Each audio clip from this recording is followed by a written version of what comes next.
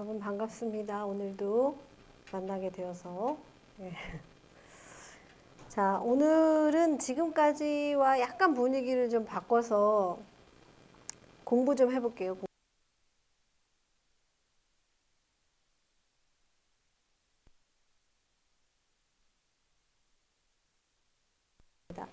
여기서 리부트는 뭐 재가동 뭐 이런 뜻인데 최근에 학계에서는 리부트라는 단어를 그냥 번역 없이 그대로 씁니다. 그래서 여러 가지에다 리부트를 붙이는데 여러분이 많이 들어봤을 법한 단어로는 뭐 페미니즘 리부트 이런 말들을 좀 들어보지 않았을까 싶습니다. 오늘은 그 리부트를 전통이라는 개념과 좀 전맥을 시켜봤습니다. 제목에서 짐작을 한번 여러분이 해본다고 하면 향토라고 하는 개념이 근대적으로 어떻게 재탄생하게 되었고 또 전통이라는 것이 이 근대 시기에 어떤 식으로 어떤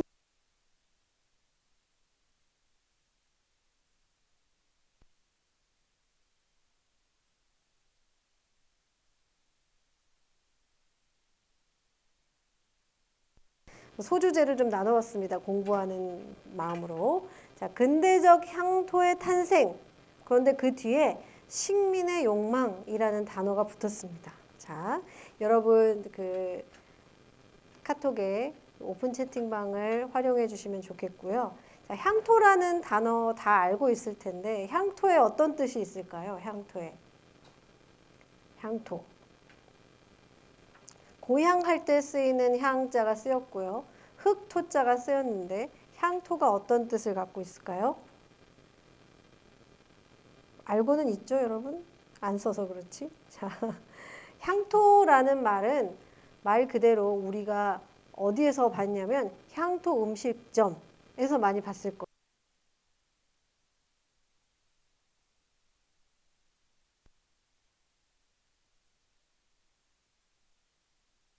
이런 뜻, 맞아요. 이런 뜻을 다 가지고 있어요.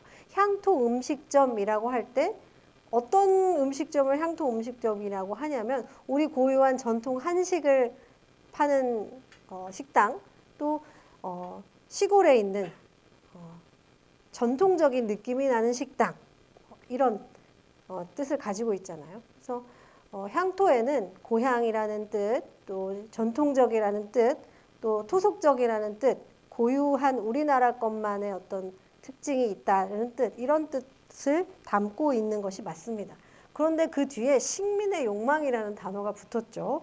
왜 그럴까요?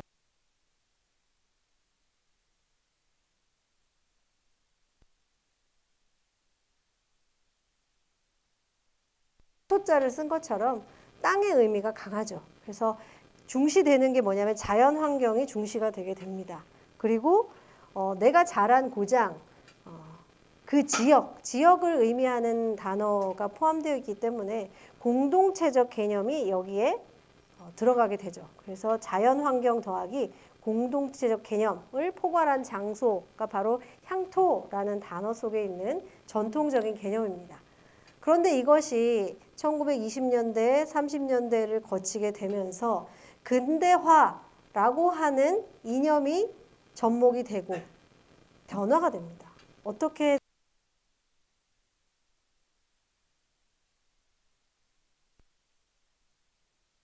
근대화되지 않은 재래적인 공간이라는 뜻이 돼요. 그래서 예전에는 없었던 개념상이 생깁니다. 도시와 향토, 근대화 재래 이런.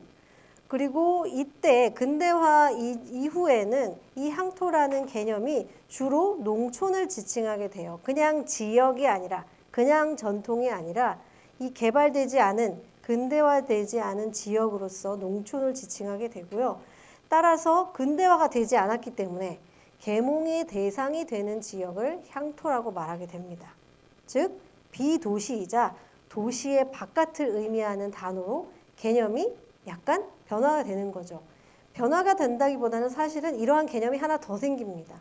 이게 없어지고 전통적인 개념이 없어지고 근대화 이후의 개념이 새로 생기는 게 아니라 공존하게 된다는 거예요. 이 개념도 남아있는데 이러한 개념들이 근대화라는 것을 계기로 새로 생기게 된다는 거죠.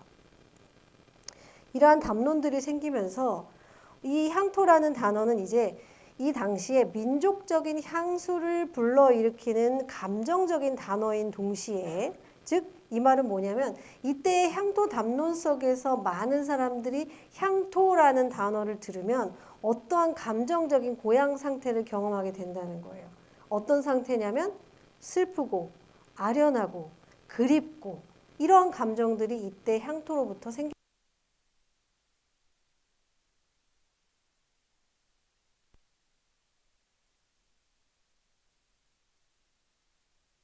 개발된다는 뜻만이 아니라 이 과거의 것들을 상실하게 된다. 이것도 자발적인 움직임이 아니라 외부의 힘에 의해서 그렇게 변화당한다는 의미가 컸기 때문에 이러한 과거적인 것에 대한 향수, 그것이 민족적인 개념과 연결이 되어서 슬프고 아련하고 그리움과 같은 그러한 정서들을 불러일으키게 되는 단어가 되는 거죠.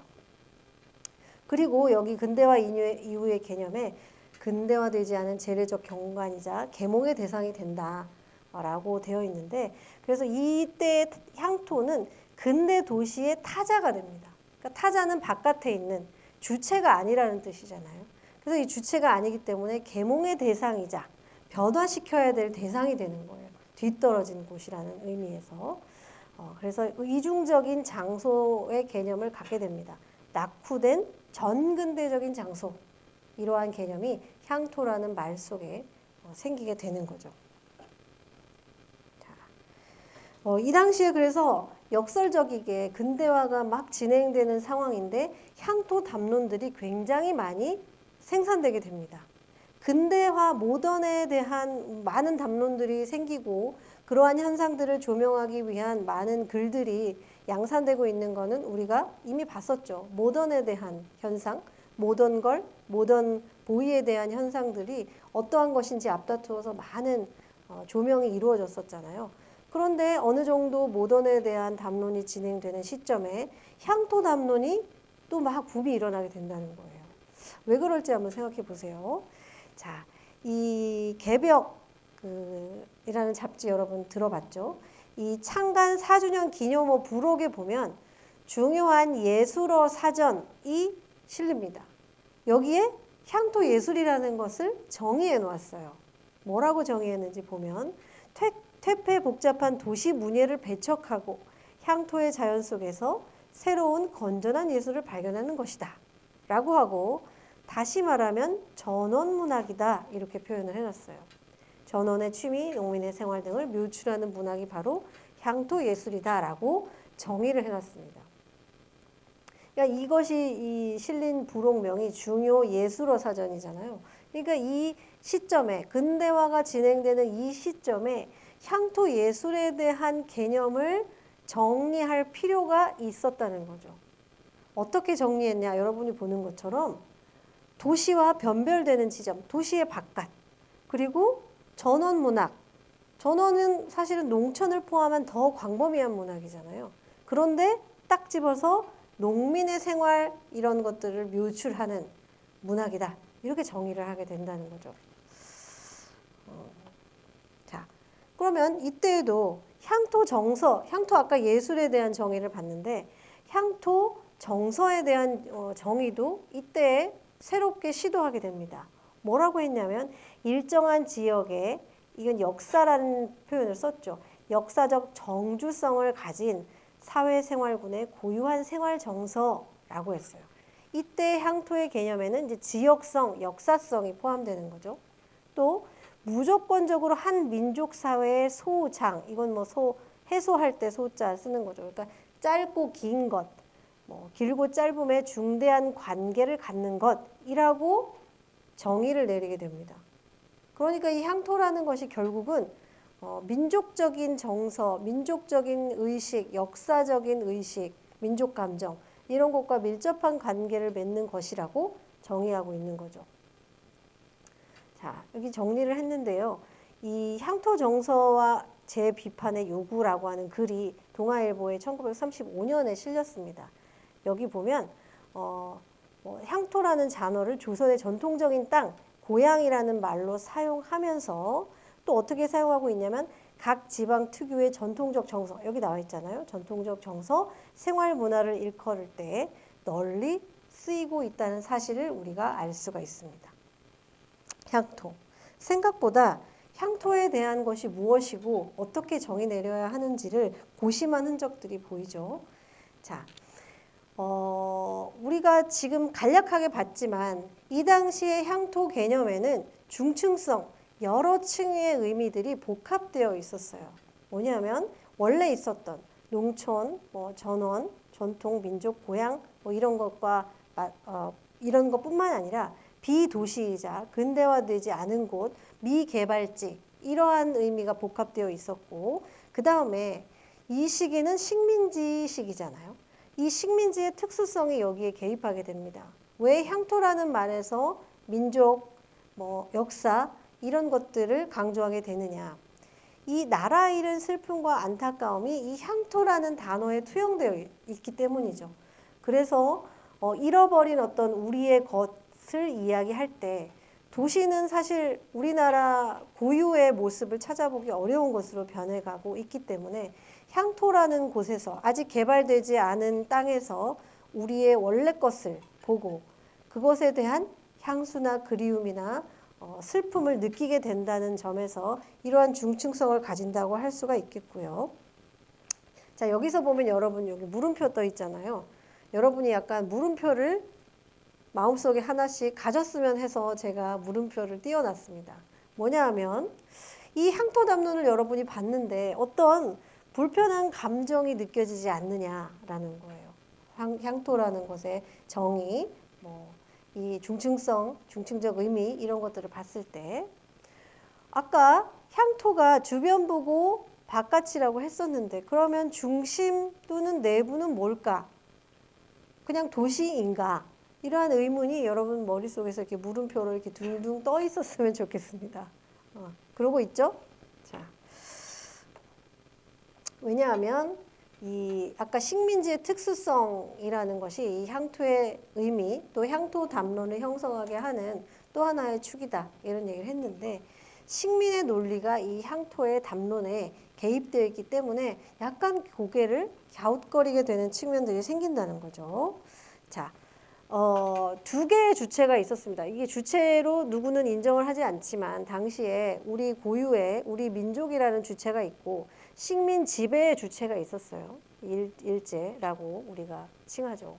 그래서 한국 내부에서 향토는 경성을 제외한 조선의 지방을 의미했어요. 경성은 도시화의 상징이잖아요. 중심부잖아요. 그래서 도시화되지 않은 농촌 지역이나 지방색이 강하게 남아있는 곳을 향토라고 불렀다는 거예요. 그러니까 비경성인 거죠. 비서울. 지금도 그렇잖아요.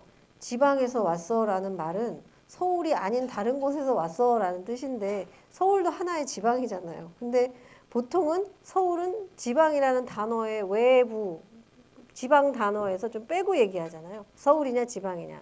근데 그런 거는 원래 단어의 뜻으로 보면 맞지 않은 것처럼 이 향토라고 하는 단어 속에는 경성은 제외된다는 겁니다.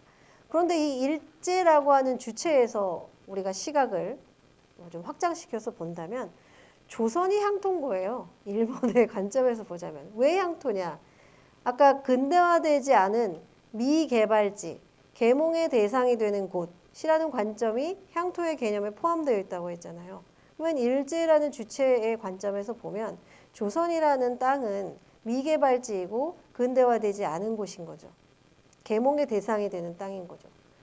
이렇게 해서 어떠한 주체의 관점에서 보느냐에 따라 이러한 식민의 특수성이 이 담론 속에 개입될 수 있다는 겁니다. 본토의 한 지방. 그래서 내지라고 실제로 일본 본토를 불렀죠. 그래서 내선일체라고 할 때 이 안 내자예요. 그러니까 일선일체라고 하지 않아요. 내선일체라고 안 내자를 쓴다는 겁니다. 이 안 내자를 썼다는 거는 안과 밖이 있다는 뜻이죠. 안이 누구냐? 내부가 누구고 외부가 어디냐? 할 때 조선과 일본이라고 하는 이분법, 주체와 타자의 관계가 성립된다는 뜻이 되겠습니다. 자, 그래서 혹시 오해가 있을까봐 제가 주저리 오늘은 강의 자료에 좀 말이 많아요. 자, 조선의 문화는 제국의 한 지방 문화로서 받아들여지게 됩니다. 그래서 이때 약간 조선색이라고 하는 표현을 실제로 일본에서 많이 썼어요. 조선색이 뭐냐면 조선적인 특색. 그래서 약간 외국 취미를 즐기는 것처럼 조선적인 것에 대한 호기심을 가지고 조선 문화를 한번 체험해보고 즐겨보고 그런 유행이 생기기도 했다는 겁니다. 특색 있는 한 지방의 문화를 경험해보자, 체험해보자. 이런 뜻으로 조선색이라는 말을 썼죠. 그래서 여기서 생기는 게 뭐냐? 이 주체와 타자의 관계라는 거고요.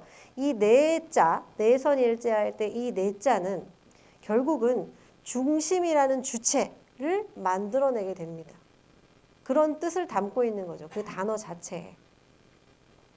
자, 이것은 우리나라 내부로 다시 시각을 좁혀본다면 경성과 비경성으로 나눌 수 있는 거죠. 자, 제가 여기 썼죠. 중심과 주체는 왜 폭력이 되는가? 라고 썼죠. 자, 이러한 폭력적인 이분법들이 생기게 되는데 그 원리를 한번 보겠습니다. 여기 이제 외계인들 얼굴이 있어요. 제가 이건 주체와 타자를 얘기할 때 자주 쓰는 외계인들인데요. 이 외계인 다섯 개의 얼굴들은 각각의 동일한 크기의 원에 그냥 규칙성이 없이 무작위로 그냥 흩어져 있는 겁니다. 이게 규칙성이 보일지라도 그냥 여러분 기분 탓이에요. 규칙성이 없습니다. 어떤 일정한 규칙 안에 배열되어 있지 않고 그냥 흩어져 있는 거예요. 얼굴 크기도 똑같고 원의 크기도 똑같습니다. 자, 그런데 자, 이러한 상태에서는 각각의 관계가 어떻게 이어지게 되느냐? 그냥 이 선의 방향들이 자율적이에요. 얘가 얘하고 맺을 때, 또 얘하고 관계 맺을 때 각각의 선의 크기도 똑같고 방향성도 누가 정해지지 않습니다. 왜냐하면 얘네들은 자율적으로 배열되어 있고 각각의 같은 크기를 가지고 있다는 것의 의미는 그냥 동일한 위계에 있다는 얘기거든요. 자, 그런데 얘네들이 어느 하나가 커져요. 그리고 어느 하나가 커지고 가운데로 들어왔죠. 그러면 다른 애들은 그냥 가만히 있었는데 어떻게 돼요? 그냥 가만히 있었어요. 얘네 내 말이라고 해야 될까요? 뭐 명이라고 해야 될까요? 얘네들은 가만히 있었어요.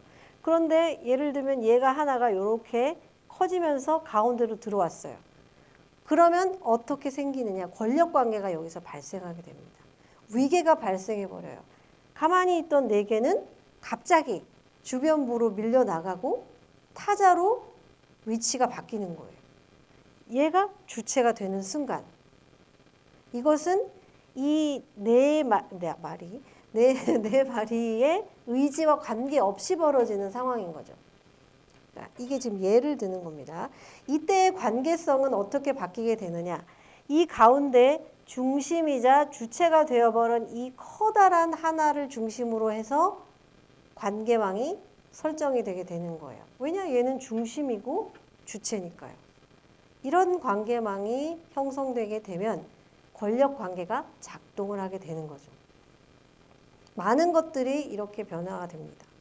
자, 이것은 바로 주체와 중심이 왜 폭력이 될 수 있는가를 알기 쉽게 보여주는 도식이었고요.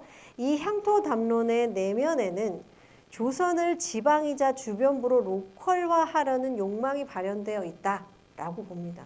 그러니까 조선과 일본을 동등한 1대1의 주체 관계가 아니라 내부가 있고 중심이 있다는 것은 곧 주체와 타자와의 관계, 주체와 타자와의 관계가 의미하는 것은 곧 권력 관계인 거죠. 이러한 욕망들이 바로 향토 담론의 내면에 투영되어 있었어요. 그래서 아까 얘기했듯이 이때에 일본을 중심으로 해서 조선적인 것 그리고 조선색에 대한 관심과 추구가 발생합니다. 이것도 역시 이중적이에요. 그 식민의 욕망이 발현되는 것이기도 하고 한국 민족 내부에서는 잃어버린 민족과 국가에 대한 향수로서 또 조선적인 것, 또 전통에 대한 추구와 탐구 이게 발생하게 됩니다. 이 두 가지가 중층적으로 엮여 있었던 거죠. 그래서 일본의 입장에서는 이 향토 담론이 활발하게 논의되고 전통을 추구하는 것을 탄압하지 않았어요.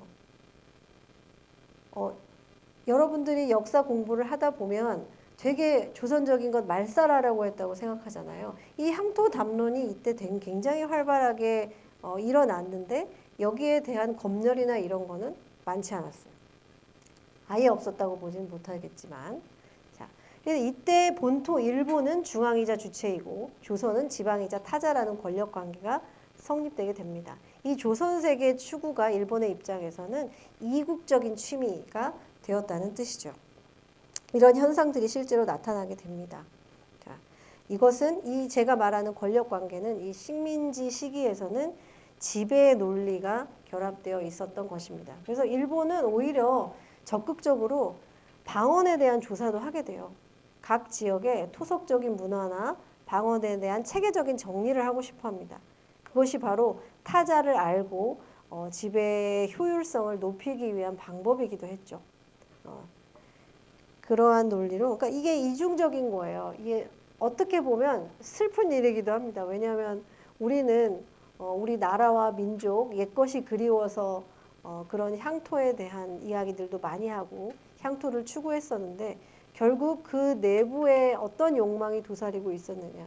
지배의 효율화, 통치의 효율화, 또 혹은 권력 관계를 정립하고자 하는 욕망까지 그 안에 녹여 있는 이런 이중적인 상황이었기 때문에 저는 요 담론들을 읽고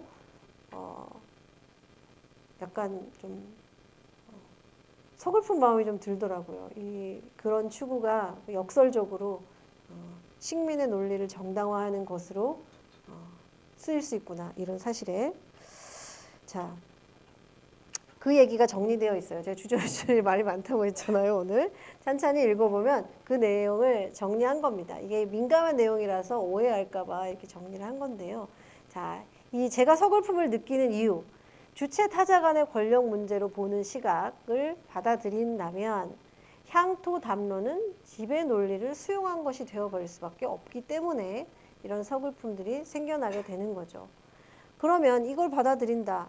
이 향토 담론, 향토의 추구가 지배 논리 옹호다. 그러면 이 당시의 민족주의자들은 반민족적인 것이 될 수도 있잖아요. 그런 점에서 문제시 될 수 있고 이러한 측면 때문이라고 일면 볼 수 있지 않을까 싶은데 일제 말기에 가면 일제 초기 중기까지 민족주의 성향을 강하게 드러냈던 사람들이 대거 친일로 전향하는 모습들을 많이 보게 됩니다. 여러분이 대표적으로 알고 있던 최남선의 경우에도 그래요. 최남선은 뭐죠? 3.1운동 그 선언문을 기초하는 데에 참여했었던가? 하여튼 3.1운동에도 깊이 관여되어 있었고, 반일적인 활동 때문에 옥살이까지 했던 사람인데 중반기 이후에는 매우 적극적인 친일주의자가 되잖아요. 그래서 어떤 연결되는 지점이 없지 않다는 겁니다. 자, 이들이 다 조선적인 것을 추구하고 향토를 추구했다고 해서 식민 지배의 옹호자였다고 볼 수는 없잖아요. 당연히. 자, 이만큼 복잡하고 다층적인 의미와 욕망들이 이 향토 담론에 당시에 있었다. 포함되어 있었다. 이 얘기를 하고자 하는 것입니다. 자, 정리를 한 겁니다. 향토를 추구한다는 것의 의미는 조선적인 것에 대한 관심과 추구가 당연히 표면적으로 있고요. 내부적으로 들어가 보면 민족적이면서도 반민족적인 이중성을 갖고 있는 담론이었다라고 할 수 있겠습니다. 자, 이러한 배경 하에서 당시에 향토에 대한 추구가 실제로 구체적으로 어떠한 모습으로 나타났는가 그 하나의 단면인데 바로 신민요가 이 당시에 유행하게 됩니다. 여러분 다 아는 것처럼 민요는 한국의 고유한 전통적인 장르잖아요. 이 당시에 민요가 아니라 앞에 신자를 붙여서 신민요가 유행하게 되는 것도 이러한 향토의 추구와 무관하지 않다는 얘기를 하고자 하는 것입니다. 자, 김동환, 여러분 시인으로 알고 있는 이 김동환은 여기에 잡지 삼천리라는 잡지를 발행했던 사람이었어요. 이 김동완. 일제강점기에 가장 오래 갔던 잡지이고 끝까지 살아남았던 잡지가 삼천리입니다. 그래서 초반에는 그렇지 않았는데 40년대 넘어가면 살아남으려면 40년대에 가면 친일하지 않으면 살아남을 수가 없죠. 그래서 40년대 삼천리 잡지에는 정말 그 눈 뜨고 보기 어려운 그런 친일적인 글들이 많이 들어 있습니다. 자, 이 36년에 이 삼천리 잡지에 인기 가수 좌담회라고 하는 글이 실렸어요. 기획성 글이 실렸는데 지금 이런 걸 하면은 뭐 우리가 좋아하는 많은 가수들이 여기 나오겠죠. 이 당시에는 이제 여러분은 잘 들어보지 못한 가수들이 참여를 했는데 이 인기가수 좌담회를 기획한 이 김동완이 이렇게 이야기를 하면서 이 글을 시작해요. 내가 이 김동완이 총독부 당국에 가서 조사한 바에 의하면 지금 조선에서 1년 동안 팔려가는 레코드 장수는 약 150만 장이라고 얘기해요. 여러분 되게 놀랍죠? 이 당시에 레코드가 직접 가서 돈 주고 레코드 판을 사잖아요. 그런 게 150만 장이 팔려나간다는 거죠. 1년에. 그중에 3분의 1인 4, 50만 매가 조선 소리판이에요. 그러니까 조선 한국어로 된 음반인 거예요. 이 음반이 이제 4, 50만이 팔렸으니까 이 한 사람씩 샀다고 하면 4, 50만 명의 대중을 상대로 하는 레코드는 실로 우리 사회 문화 위에 커다란 영향을 던지고 있는 줄 압니다라고 해요. 그러니까 상당히 많이 팔린 거죠. 상당히 많이. 이걸 알기 쉽게 비교를 하면요. 이 150만 장은 2022년에 BTS의 새 앨범이 나왔을 때 첫날 전 세계에 선 판매된 양이 150만 장이에요. 어마어마한 양이 당시에 레코드로 팔려나간 거예요. 낙후되었을 것 같은데 이 당시가 여러분이 생각하는 것만큼 그렇게 고래적 옛날이 아니라는 겁니다. 자, 이때 이 글에서 여러 이제 사람이 이야기를 했는데 민요에 대한 얘기를 하게 돼요. 뭐라고 얘기하냐면 민요. 자, 민요풍의 노래는 뭐냐? 여기 조선의 어떤 시골의 한 구석에서만이 독특하게 불려져 내려오면서도 가장 조선의 정서에 절어있는 향토미, 조선색이 철철 흐르는 그러한 민요를 미개척의 땅에서 캐어내서 물론 반주는 서양곡조나 악기를 사용한다 하더라도 가장 우리의 향토미를 발휘할 수 있는 곡에다 맞춰서 제작한 것들이 유행하고 있다라고 이 신민요의 유행에 대해서 진단을 하면서 신민요를 정의해요. 그러니까 이 가장 조선적인 특징이 선명하게 드러나 있는 것이다. 근데 여기 시골의 한 구석에서만이 불려져 내려오면서도 조선적 정서에 절어있다. 이렇게 얘기를 하잖아요. 이런 것이 향토미이고 조선색이다. 이렇게 얘기를 하게 되죠. 이런 것들이 굉장히 유행하고 있다. 라고 얘기하고 있고요. 예를 듭니다. 신숙의 이야옹 타령, 이난영의 신계국산 이런 것들이 가장 많이 팔렸다. 이렇게 얘기합니다. 그러니까 모던한 그런 음반들이 많이 팔릴 것 같은데 오히려 이 시기에 전통적이고 향토적이고 조선적인 색채가 강한 음반들의 판매가 많았다는 거를 이야기해주고 있는 거죠. 궁금하죠? 어떤 노래인지. 자, 여기에 보면 실제 그 음반인데요. 신계국산 아까 많이 팔렸다 했잖아요. 여기 신민요라고 한자로 써 있어요. 제가 동그라미 쳐놓은 데 있죠. 여기 신민요라고 아예 장르적인 명칭을 그렇게 부른 겁니다. 민요가 새로운 형태로 바뀐 거죠. 이런 가사를 가지고 있습니다. 들어볼까요? 아이고 들어봐야죠. 자, 아이고 제가 넣었었는데 링크가 어디 갔나요? 여기다 링크를 넣었네요. 자, 유튜브로 연결이 안 되나요? 자, 되네요. 다행히.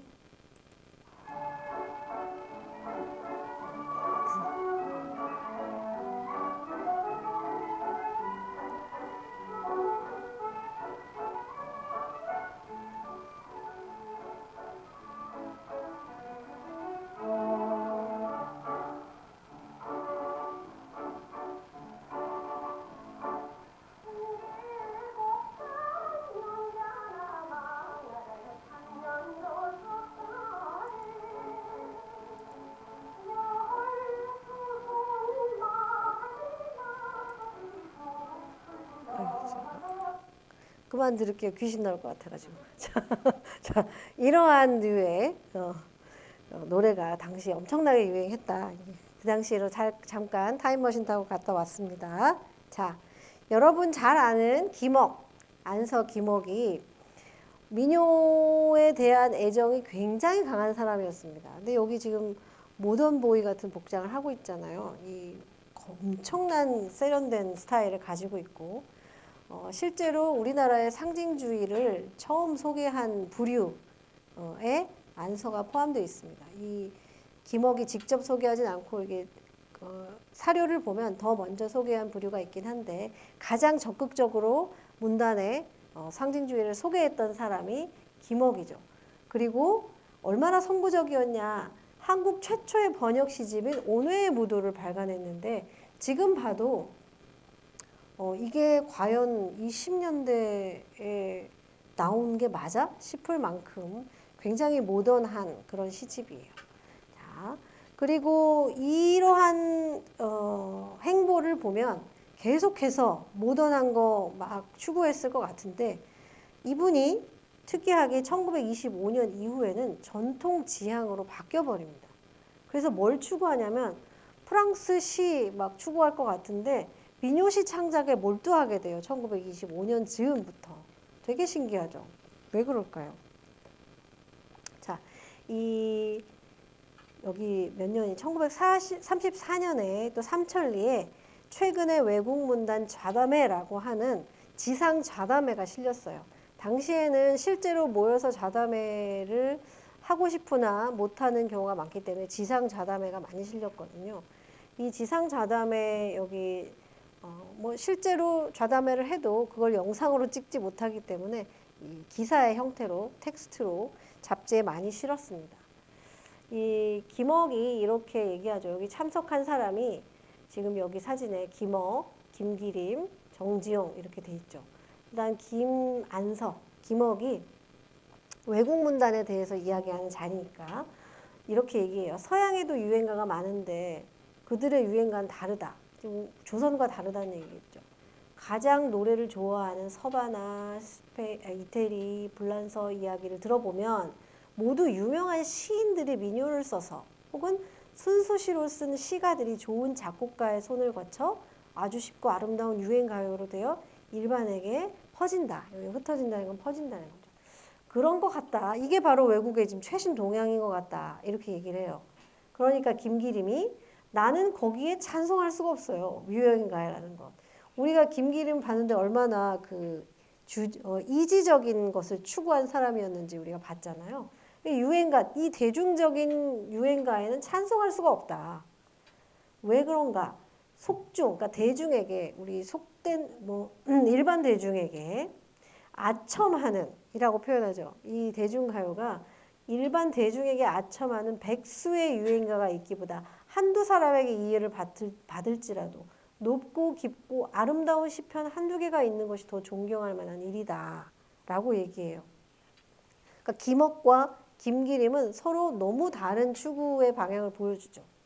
그리고 최근에 조선 사회에 흘러다니는 유행가의 야비함, 저조, 저급함에는 내가 골머리를 앓고 있다. 온전히 반성하고 버릴 일이다. 타기는 그런 뜻입니다. 버려야 된다. 자, 표면적인 감정을 노래했다 하더라도 봄눈 노도 사라져버릴 것을 대중과 함께 즐긴다는 점은 좋지만 인간의 심오한 정서를 건드릴 노래가 안 나올 거다라고 얘기를 하게 됩니다. 그러니까 시라는 고급 장르, 교양 있는 장르, 그리고 민요, 대중가요라고 하는 것은 서로 수준 차이가 너무 나서 이 두 개를 결합하면 안 된다라는 측면을 김기림이 이야기하고 있는 거예요. 근데 가만히 있던 정지용이 서바나의 스키파의 노래 같은 것은 좋지요. 이렇게 얘기합니다. 이 스키파의 아이아이라는 노래가 당시 아이아이아이라는 노래가 당시에 많이 유행했다고 해요. 그래서 박태원이나 이상도 그 노래를 즐겨 들은 걸로 알고 있습니다. 이 노래는 여러분이 궁금하면 유튜브에서 찾아서 들어보시기 바랄게요. 자, 그런 것은 좋더라. 이렇게 얘기를 하게 됩니다. 네. 그 김기림이 또 이렇게 좋다고 하니까 또 바로 막아서죠. 그것은 민요죠. 주민의 독특한 정서를 예술적으로 표현한 민요니까 그렇죠. 이렇게 얘기합니다.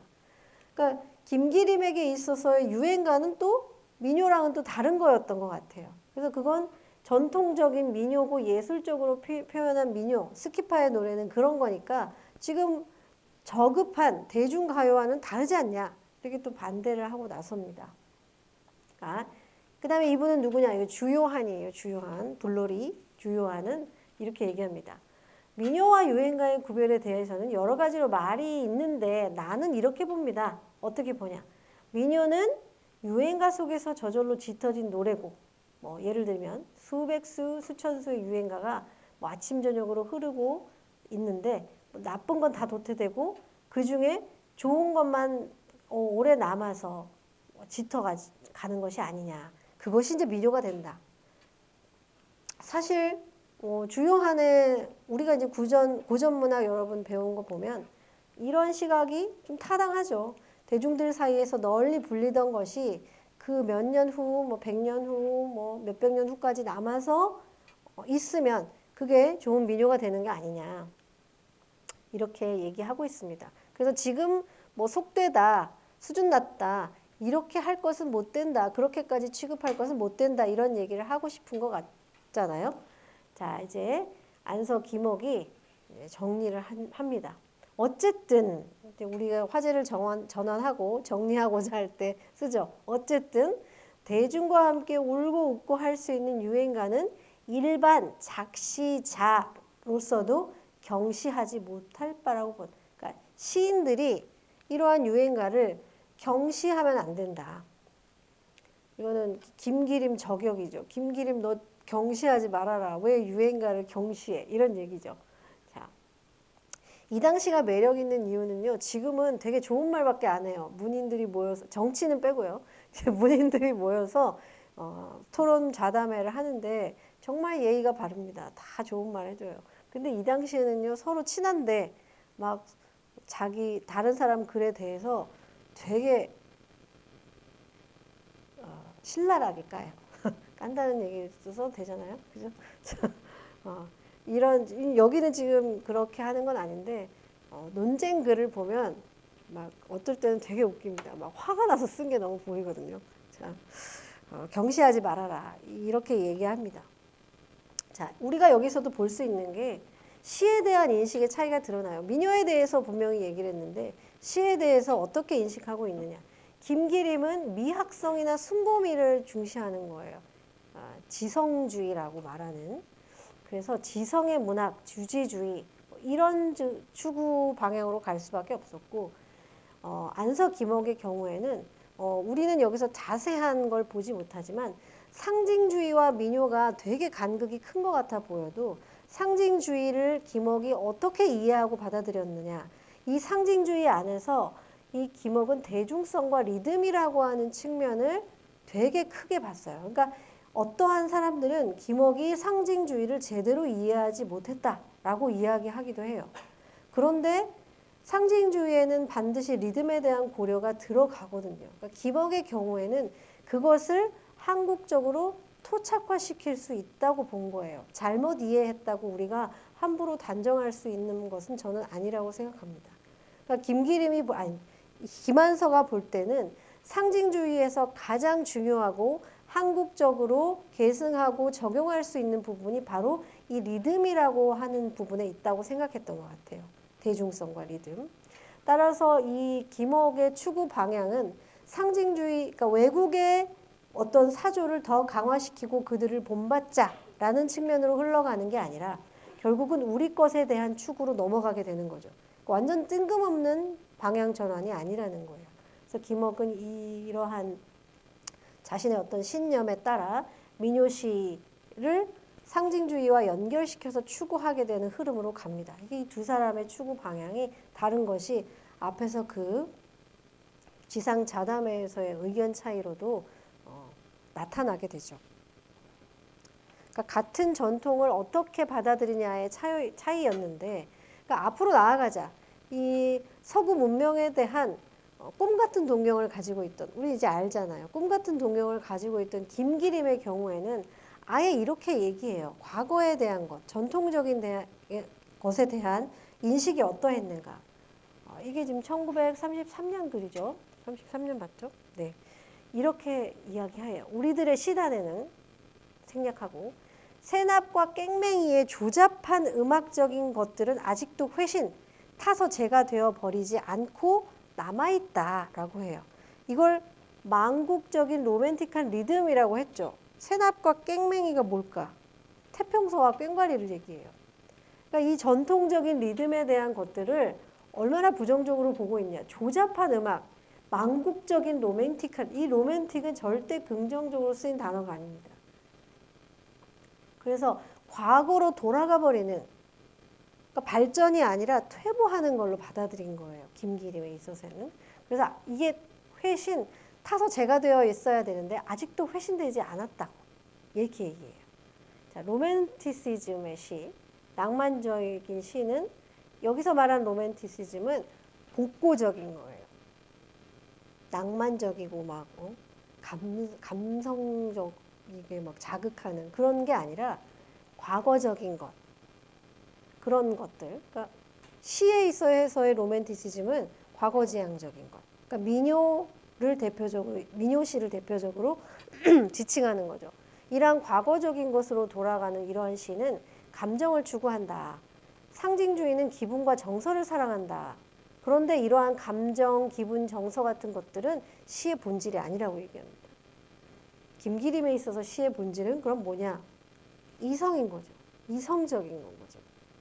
그래서 김기림은 되게 반대를 하게 되는 거예요. 아까 그러한 지상자담회에서 민요나 유행가 같은 것들을 왜 부정적으로 보느냐. 바로 이러한 인식 때문에 그렇다라는 것입니다.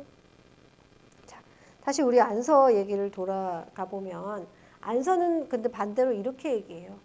구전이나 이런 민요에서 우리의 청춘을, 기뻐 날뛰는 즐거움을, 우리의 둘 곳 없는 외로운 서름을, 그리고 늙어가는 심경에 오직 하나인 광명이라고 할 아름다운 추억을 발견하고자 우리의 모든 감정을 두 번 다시 들여다볼 수가 있는지라 울고 웃고 기뻐하는 것이다. 다시 말하면 민요야말로 우리의 오직 하나인 감정의 대변자다 라고 극찬을 하게 됩니다. 그러니까 민요가 왜 그러냐. 이렇기 때문에 우리는 민요를 사랑하고 민요를 지키고 민요를 새롭게 변용한 민요시를 창작해야 되는 것이다. 이렇게 강력하게 주장하게 되는 거죠. 이러한 민요시에 대한 추구는 후방으로 갈수록 굉장히 선명하고 강력해지게 되고요. 나중에 가면 민요시가 한때의 유행으로 사라져 가는 것을 너무나 안타까워하는 글들도 김억이 많이 쓰게 됩니다. 그게 여기 나와 있죠. 민요가 서투른 재즈와 유행가 때문에 그 자취를 감추게 되었으니 얼마나 애석한 일이냐. 오호 통제라 이렇게 얘기하게 되죠. 자, 이게 바로 이제 1938년의 일인데 여기 제목을 보면 사도 민요 기행이라고 써 있잖아요. 실제로 돌아다니면서 각 지역의 민요들을 수집하기도 하고 그 지역에서 민요를 듣고 또 향유하기도 하는 이런 적극적인 행보를 보이게 됩니다. 자, 우리 이제 민요시를 대표한다고 할 수 있는 김소월 이야기를 좀 하고 수업을 정리할까 하는데요. 자, 김소월이 안서 김억의 제자라는 사실은 널리 알려져 있죠. 그래서 김억이 김소월을 발굴하고 김소월의 능력을 알아봐 보고 키워줬다. 이렇게 알려져 있습니다. 그런데 이 스승과 제자와의 관계이긴 한데 비사에 의하면 질투하는 면도 있었다고 해요. 우리가 내 제자가 뛰어난 능력을 가지고 있으면 좋은데 내 능력보다 더 뛰어난 그런 천재성을 보일 때 같은 예술가, 같은 시인으로서 느껴질 수밖에 없는 그런 감정들이 좀 있었던 것 같기도 합니다. 실제 안서 김억은 민요시를 그렇게 강력하게 옹호하고 주장하고 그랬음에도 불구하고 김억 민요시 아는 거 있나요, 여러분? 떠오르는 게 없죠. 그만큼 민요시 창작에는 그렇게 뛰어났다고 보기는 어려웠던 것 같아요. 지금 가을이라는 제목이 떠 있고 김한서라고 하는 저자가 떠 있잖아요. 내용을 보면 안서 김옥의 민요시는 대략 이런 느낌이었습니다. 눈으로 한번 보면요. 감상성이 짙어요. 뱃길 끊어진 물 위에 갈매기만 혼자서 서른 노래를 부릅니다. 싸늘한 갈바람은 물 위에 물살을 돋치고 어디론지 가공합니다. 가가 목을 놓아서 갈매기가 울면 맑은 하늘만 눈물 줍니다. 가을바람은 산들산들 모든 것은 꿈속의 꿈이라 이대로 흩어지고 말까요. 이게 이제 김옥의 민요시입니다. 표현 하나하나는 나쁜 게 없어요. 그런데 전체적으로 뭔가 사람의 마음을 건드리는 측면은 좀 그렇게 강하다고 하기는 어렵죠. 김소월의 시와 비교해보면 그런 측면들이 더욱더 잘 드러나요.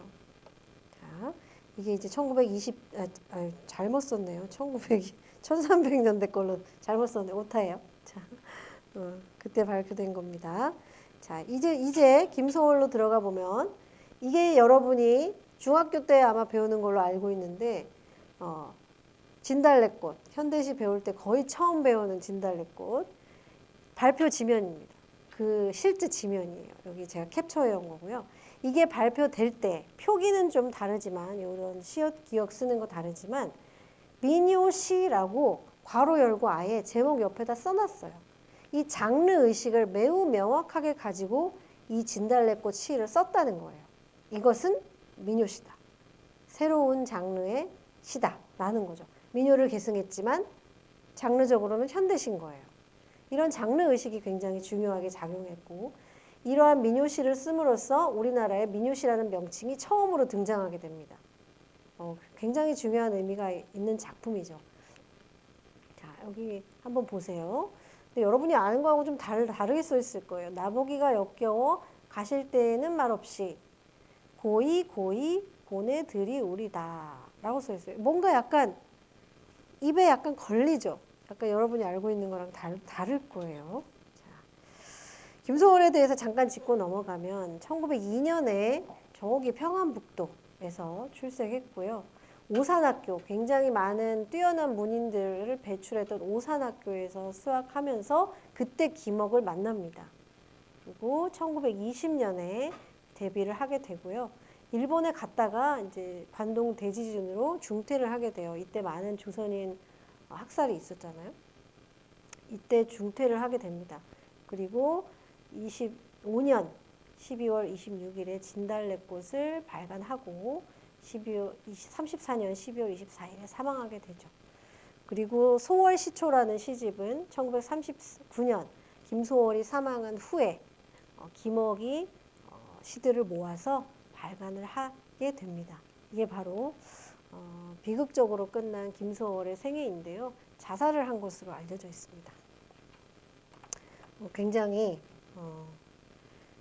우리 천재들은 왜 그렇게 다 기운의 삶을 사는지 자, 간략하게 살펴봤고요.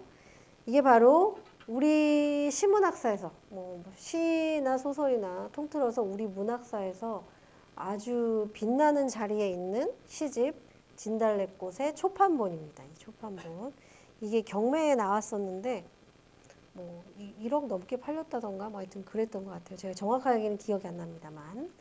그래서 이 초판본은 문화재로 지정이 될 정도로 가치를 인정받고 있고요.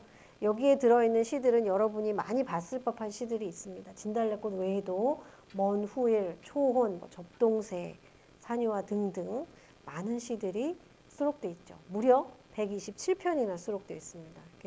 여러분은 시집을 원래 다 들어있는 한 권을 사서 보는 사람들보다는 묶음으로 시선집이라든지 또 여러분 참고서에 있는 시들을 보게 되는 경우가 많은데 그건 어떤 필자가 뽑은 시들이잖아요.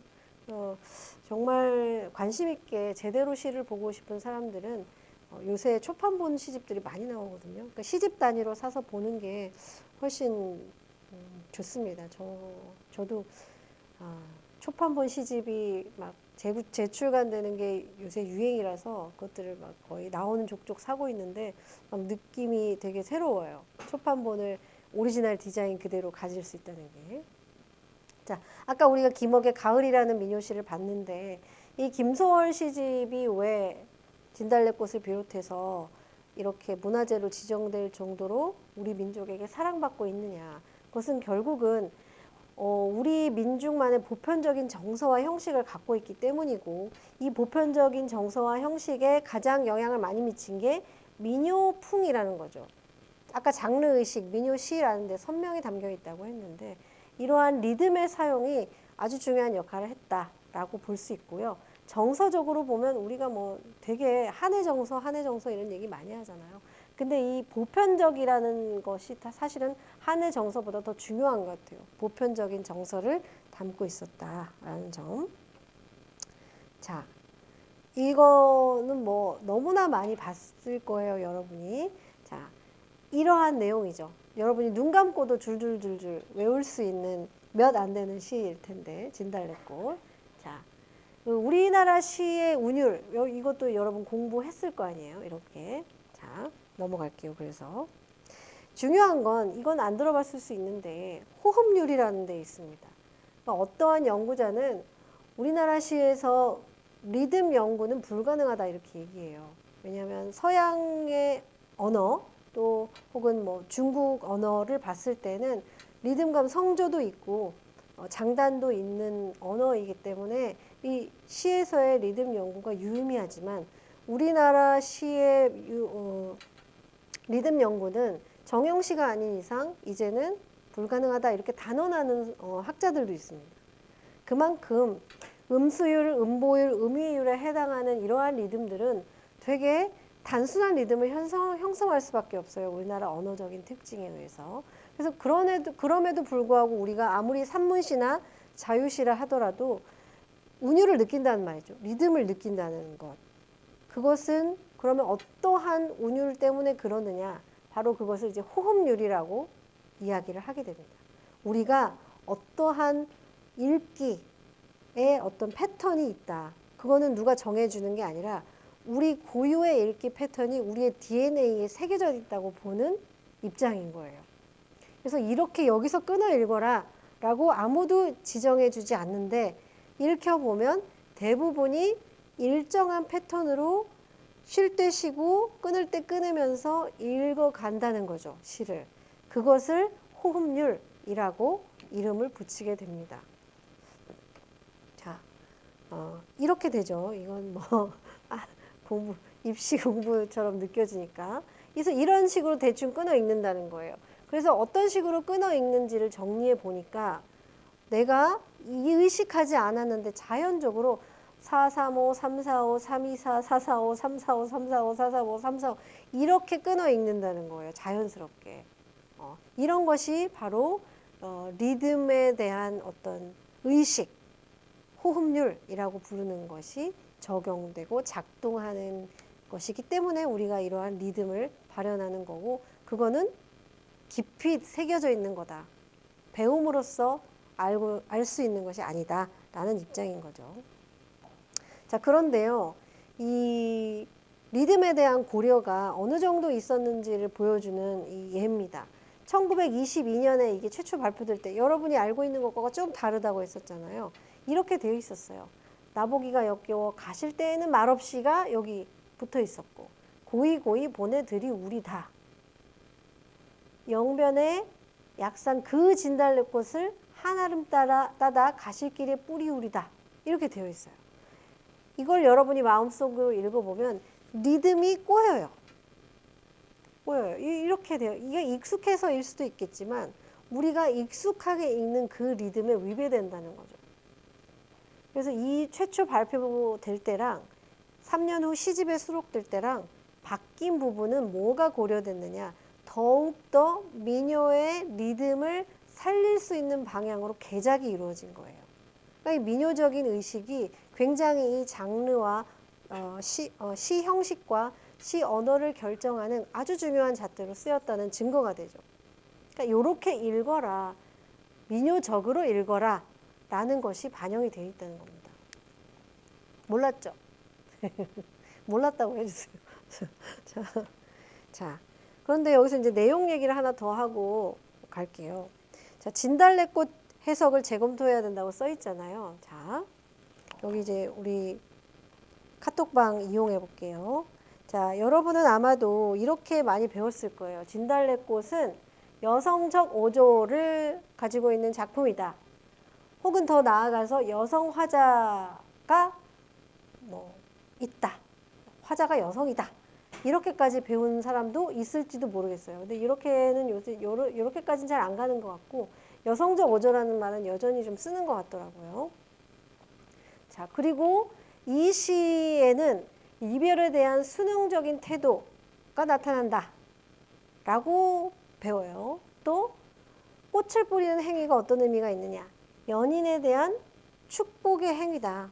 들여밟고 가라 그러잖아요. 우리 꽃길만 걷게 해줄게 이런 얘기 하잖아요. 축복의 행위다 이렇게 해석하고, 또 여기에 한의 정서가 드러나 있다. 우리 한을 어느 하나로 규정하기는 어려운 복잡한 단어지만 어쨌든 한의 정서가 들어가 있다. 이런 정도로 아마 배웁니다. 혹시 여기서 다른 이렇게 안 배웠는데요 하는 게 있으면 채팅방 이용해 주세요. 자, 이걸 하나하나 일단 볼까요? 일단 여성적 어조 내지 여성 화자 이야기인데요. 자, 여성적 어조, 여성 화자라고 하는 것의 근거를 한번 찾아볼까요? 여기서 여기 채팅방에 올려주세요. 이 시에서 이 시가 여성적 어조를 갖고 있다 내지 화자가 여성이다 라는 것을 알 수 있는 부분이 어딘가요? 채팅방에 막 올려주세요. 어디? 정답은 없어요. 우리는 정답 있는 거 안 해요. 정답이 없으니까 막 올려주세요. 어느 부분에서 그래요? 정황상 그렇다는 얘기를 해도 돼요. 어느 부분에서? 없어서. 또 없어서라고 하는 어떤 어조죠. 종결어미라고 할 수 있는 종결어미를 없어서를 써서 그렇다. 또 여러분 많이 써주세요. 안 시킬게요. 제가 질문 안 할게요.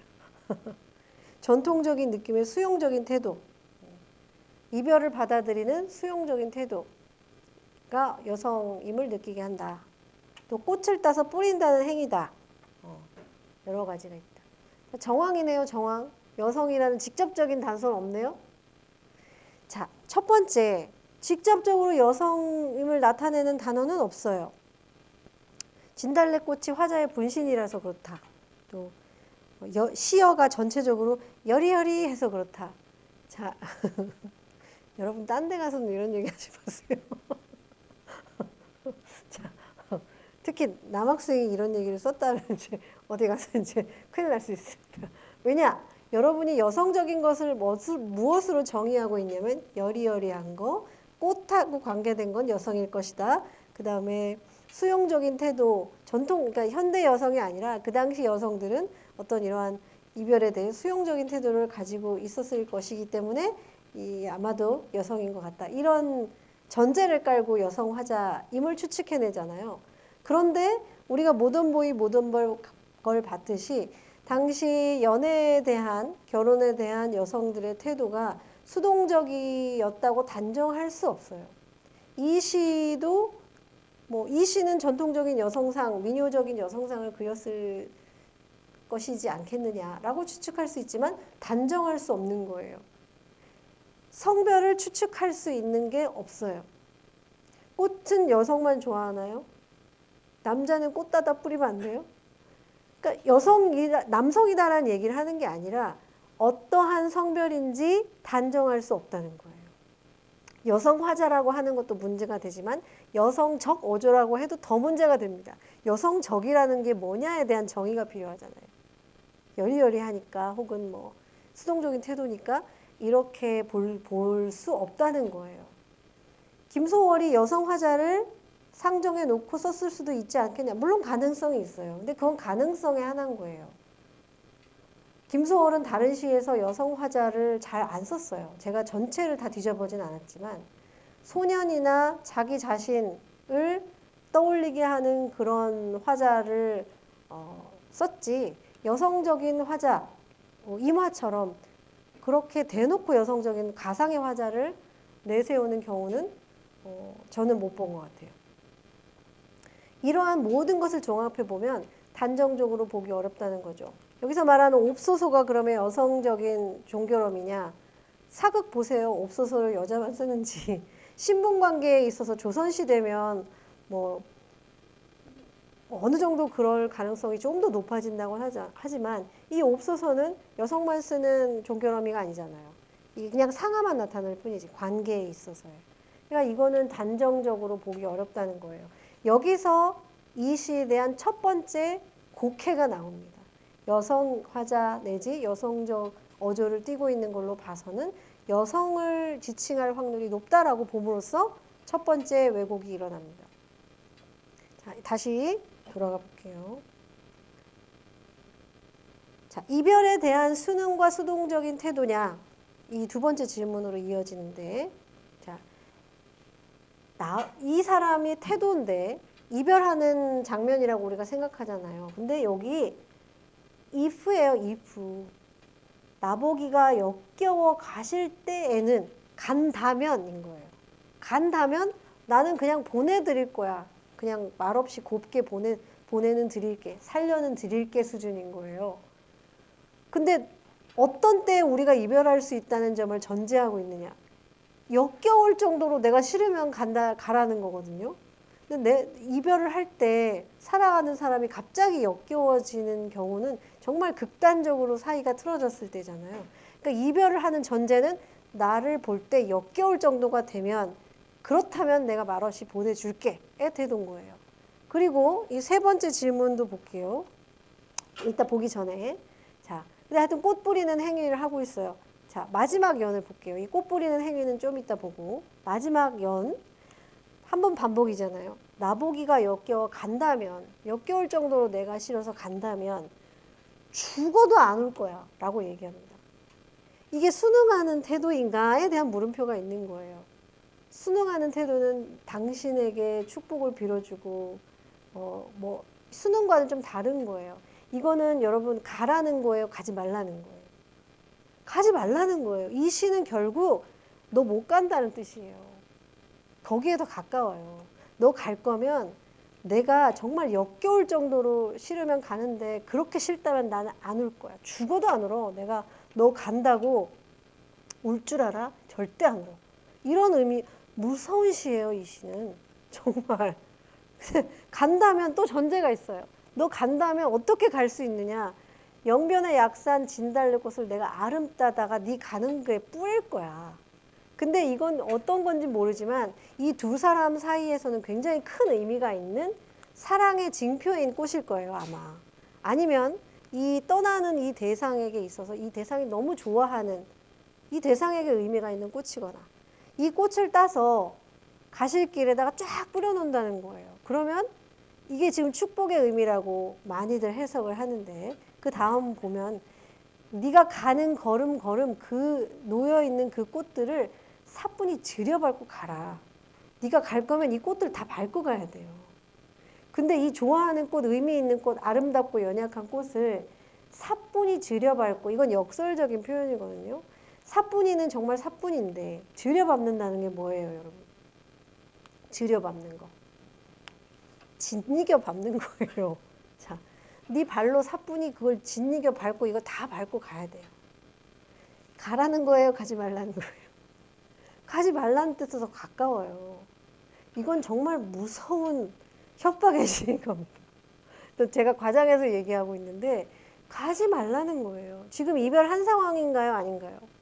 이별 안 한 상황이에요. 만약에 네가 갈 거라면 이렇게 가라는 거예요. 이거 다 밟고 그 추억까지 네가 이 아름다웠고 연약한 꽃까지 네가 가는 저 길 가는 내내 다 밟고 갈 수 있으면 가라는 거예요. 그렇게 갈 수 있다면 그건 그만큼 내가 싫고 역겹다는 뜻이니까 난 정말 쿨하게 보내줄게 라는 의미가 담긴 시인 거예요. 제 말이 이상하게 들리는 사람이 있다면 그냥 원점에서 놓고 이 시를 다시 봐야 돼요. 이 시에 대한 편견이 너무 어렸을 때부터 깊이 박혀져 있어서 이렇게 생각을 전환하기 쉽지 않은데 정말 이 시는요. 여러분이 그리고 많은 사람들이 생각하는 것처럼 이별에 순응하고 또 수동적인 태도를 보이고 축복의 행위로서 꽃을 뿌린다로 단정할 수 없는 거예요. 그럴 가능성도 물론 있지만 한 가지로 해석할 수 없는 시인 거예요. 오히려 저는 아까 얘기했듯이 소름 끼치게 무서운 시이고 혹은 아주 이별을 원하지 않는 그러한 그 연인의 좀 어떻게 보면 귀여운 투정, 단호한 투정이라고도 볼 수 있는 그러니까 여러 가지 면을 복합적으로 가지고 있는 시인 거죠. 그래서 이게 한의 정서냐? 그것도 물음표라고 할 수 있는 거예요. 한의 정서는 피를 토하면서 떠난 님을 수절하며 그리워하고 밤마다 물 떠놓고 기도하는 게 한의 정서에 가깝죠. 그런데 이 시는 그렇지 않다는 거예요. 그래서 1, 2, 3, 4라고 써있는 이 부분은 원점에서 놓고 다시 검토해야 될 사항이지 딱 정해져 있는 게 아니라는 겁니다. 제 말이 맞다는 것도 아니고 이게 다 틀렸다는 것도 아니에요. 여러분 오해 없으시기 바라요. 내가 이거 협박하는 시라고 했다. 이렇게 유언비어를 유포하면 안 됩니다. 그럴 수도 있다는 거지. 그러나 시험 볼 때는 그리고 여러분 과외할 때는 이렇게 가르치면 안 되겠죠. 그거랑 다르니까. 그래서 여러분도 편견 없이 이 시를 바라볼 수 있었으면 좋겠습니다. 다시 한번. 그래서 이 생각을 하고 보면 달리 보이지 않을까 하는 생각이 듭니다. 그러나 여전히 아닌데요. 이렇게 할 수도 있겠죠. 자, 그래서 우리가 본 것처럼 대표적으로 진달래꽃을 봤지만 김소월의 민요시의 미학성은 어디에서 나오느냐? 민요적인 리듬. 아까 리듬에 대한 고려가 장르 의식으로 굉장히 선명하게 드러나 있음을 봤죠. 그래서 이것은 한국인에게 지금도 여러분 민요를 부르지 않지만 아까 신기국산을 듣고 귀신 나올 것 같은 그런 소름을 느꼈지만 그래도 우리의 DNA 속에는 이런 리듬감이 새겨져 있어서 읽으라고 어떻게 읽으라고 정해주지 않아도 일정한 호흡률로 읽는 것 이게 바로 형식적인 보편성이라고 할 수 있고 그 다음에 단순히 아주 규칙적으로 7호조를 아주 정확하게 지키면 사실은 되게 단순성을 탈피하기 어려운데 김소월의 민요시는 중간중간에 약간 변칙적인 리듬을 둬요. 음수율의 변칙. 그래서 이 변칙적인 리듬이 단순성을 탈피하게 해준다. 또 이러한 진달래꽃을 한정하는 것이 아니라 전체적인 민요시가 전통적인 정서를 다루면서도 차별화시킨다. 진달래꽃 같은 정서. 왜 지금까지 계속 연구되고 있고 왜 계속 이걸 가지고 사람들이 저처럼 의문을 가진 사람도 있고 외국에서 진달래꽃에 대한 해석이 또 분분해요. 그 이유는 원어로 읽고 원어가 한국어죠. 한국어로 읽었을 때 번역으로 단순하게 파악했던 의미와 다른 게 있다는 걸 느끼게 되는 거예요. 지금 한국어 하는 사람들 많아지잖아요. 그러니까 이거를 영어로 번역한 걸 보면요. 왜곡이 그대로 드러나요. 영어로 번역한 걸 보면. 근데 한국어의 의미는 우리가 지금 의문을 4가지 가지면서 봤듯이 단순하지 않거든요. 그래서 이런 차별화된 정서적인 측면들이 바로 김소월의 미학성을 형성한다라고 할 수 있습니다. 오늘은 시화를 못 보고요. 다음 시간에 좀 더 많이 볼 수 있도록 하겠습니다. 들어줘서 고맙고요. 다음 시간에 만나겠습니다.